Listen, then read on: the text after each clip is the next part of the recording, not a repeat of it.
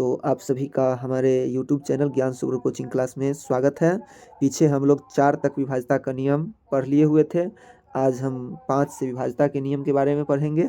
तो 5 से विभाज्यता का नियम है कि जिस संख्या के इकाई स्थान पर 0 अथवा 5 रहे वह संख्या 5 से पूर्णतः विभाजित होती है। जैसे यहाँ एक संख्या दिया हुआ है 8 2 7 5, इसमें इकाई का स्थान 5 है एवं 2 5 9 0, इसमें इकाई का स्थान 0 है।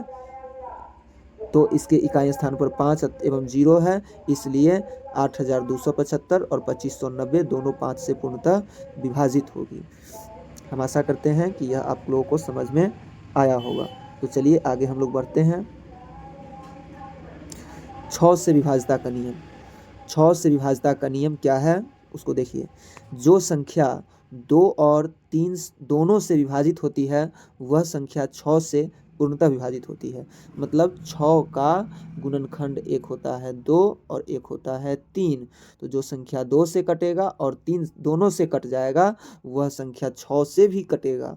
100% गारंटी है कि 6 से भी कटेगा। जैसे इसका एग्जाम्पल दे दिया हुआ है 3210, 312 और 8214, 3 एग्जाम्पल है।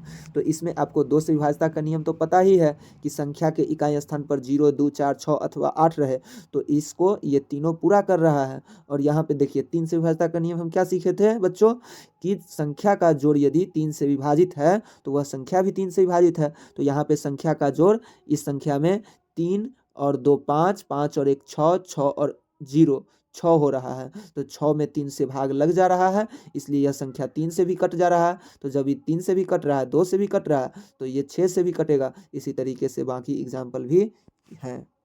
तो चलिए आगे हम लोग बढ़ते हैं। आगे है हमारा 7 से विभाज्यता का नियम।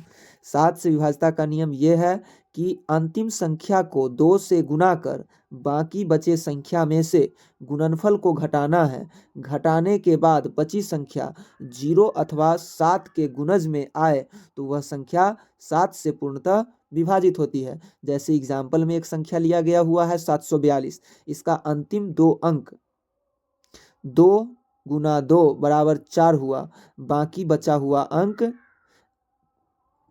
74 हुआ। इसमें से 4 को घटा दिए इसका गुणनफल, तो 74 में से 4 को घटाएं तो बचा 70 जो कि 7 के गुणज में आता है, इसलिए 742 भी 7 से पूरी तरीके से विभाजित होगी। यानी इसमें कहना ये है कि लास्ट वाला जो संख्या होगा उसको 2 से गुना कर देंगे।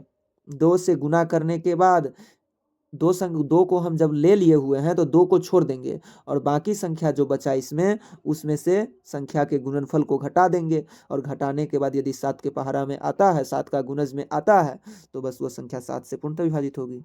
तो चलिए बच्चों आगे हम लोग देखते हैं। आगे फिर आज का क्लास यहीं पे समाप्त हो जाती है। और मैं आप लोगों को कहूँगा कि यदि आप लोगों को वीडियो अच्छा लगता है तो प्लीज़ चैनल को सब्सक्राइब कर दें और वीडियो को लाइक कर दें और शेयर भी करें। और यदि आप लोगों को कोई क्वेश्चन पूछना हो तो कमेंट बॉक्स में कमेंट भी ज़रूर करें, जिससे मुझे पता चलेगा कि आप लोगों को और किस किस चीज़ की आवश्यकता है, उसके अनुकूल मैं आप लोगों को वीडियो बना के देता रहूँगा। धन्यवाद।